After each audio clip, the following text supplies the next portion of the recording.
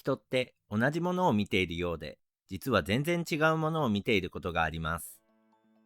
こんにちは、拓司です。このチャンネルでは、とあるシチュエーションでの人のやりとりを MBTI を通して解説していきます。今回は学校の文化祭にまつわるやりとりを用意しました。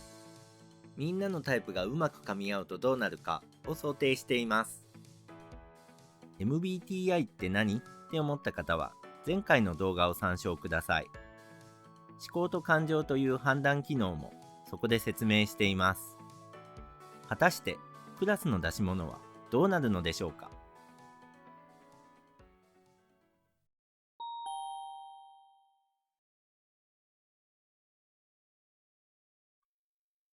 今回の動画のお品書きはこちらです。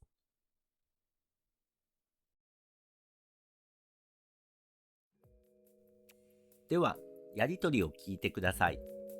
舞台は文化祭に力を入れているとある高校 3A のクラスで出し物について話し合いが行われている。時代劇をやりたいという意見には私も賛成です。過去の実績から考えて文化祭大賞を狙うのなら一番いいと思います。他に意見はありますか？アスナが意見する。はい。他と被らない奇抜なのがいいと思います。SF お化け屋敷とか、どうですか？エイリアンが襲ってくる感じで。一応候補に入れます。しばらく議論が進み、候補が時代劇と SF お化け屋敷に絞られる。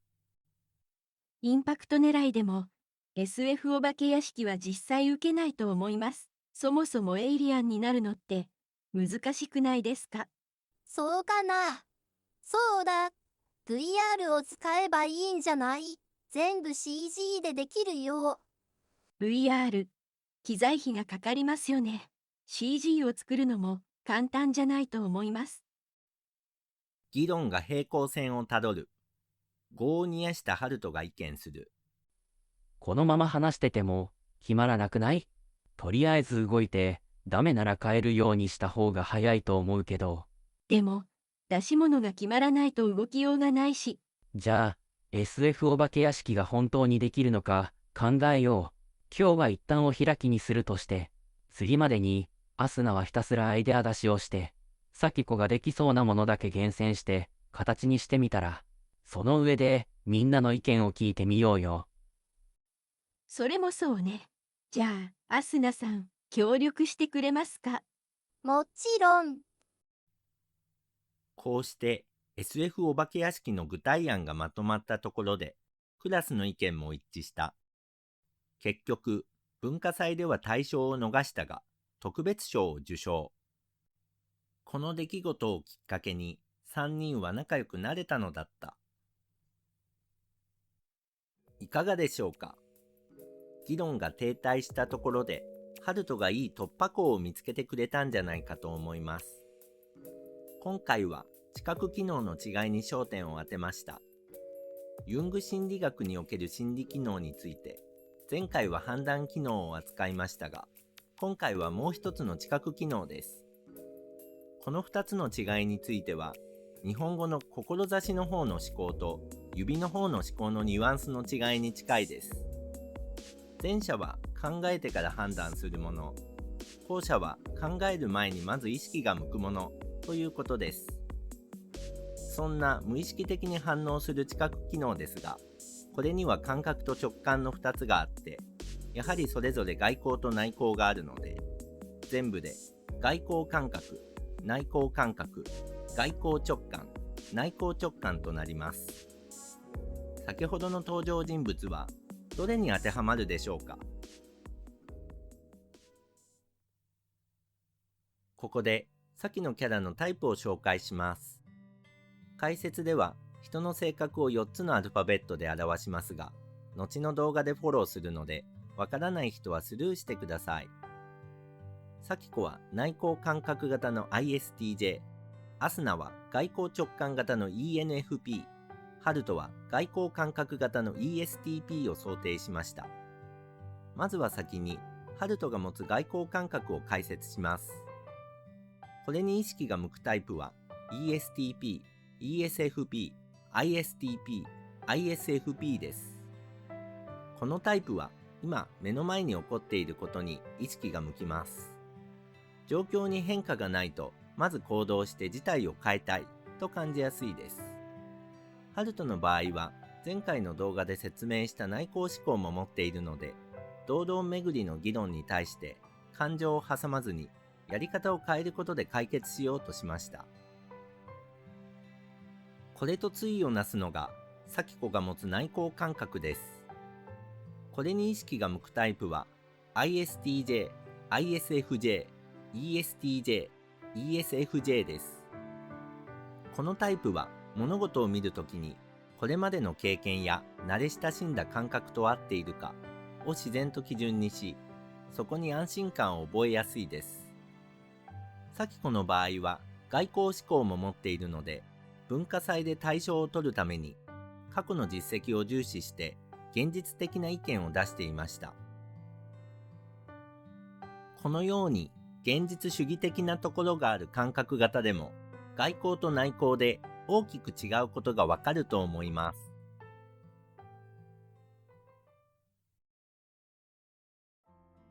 続いて直感型のタイプについて解説します。アスナが持つ外交直感ですが、これに意識が向くタイプは ENTP、ENFP、INTP、INFP です。このタイプは頭の中に宇宙があると言っても過言ではありません。目の前の状況から別のやり方、まだ見ぬ可能性を次々に連想しやすいです。アスナの場合は内向感情も持っているので、自分の心のときめき、ワクワク感が後押ししてアイデアが止まらなくなっていました。最後は内向直感です。今回は該当キャラを出しませんでしたが、これに意識が向くタイプは INTJ、INFJ、ENTJ、ENFJ です。このタイプは今までの流れからこの先どうなりそうかという一つのイメージを漠然と思い浮かべやすいです。また細部よりも物事の全体像に意識が向きます。もし今回内向直感で外交思考型のキャラがいたとしたら、文化祭で大賞を取るというゴールを決めて、そこから逆算するルートを取るでしょう。内向直感で外交感情型なら、文化祭を通じてクラスが一つにまとまるという未来を目指してうまく取り計らうでしょう。ということで、目の前のことから外れがちな直感型の人でも、外交と内向でやはり全然違うことがわかると思います。解説は以上です。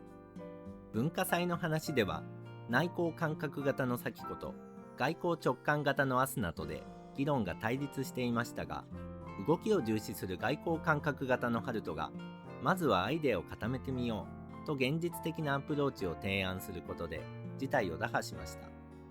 それぞれのタイプの強みが噛み合って、いい方向に進んだと思います。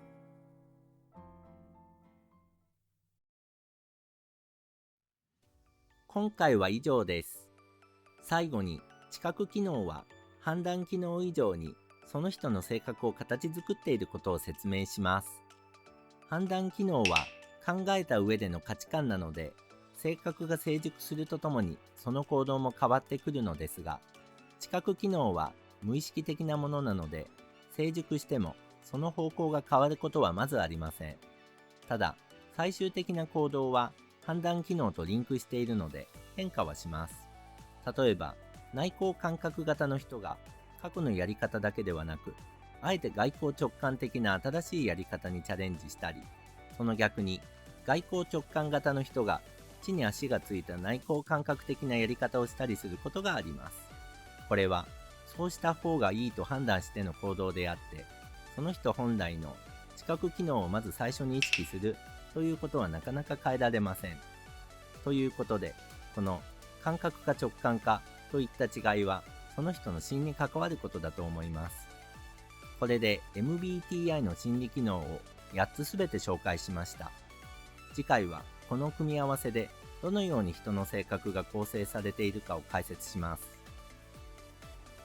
このチャンネルでは MBTI の説明やシチュエーションを交えた解説、さらに創作のキャラについて MBTI を通して分析していきます。よろしかったらコメントやチャンネル登録、高評価などしていただけると何よりですが、内容に興味を持ってもらえるだけでも嬉しく思います。では次の動画でお会いしましょう。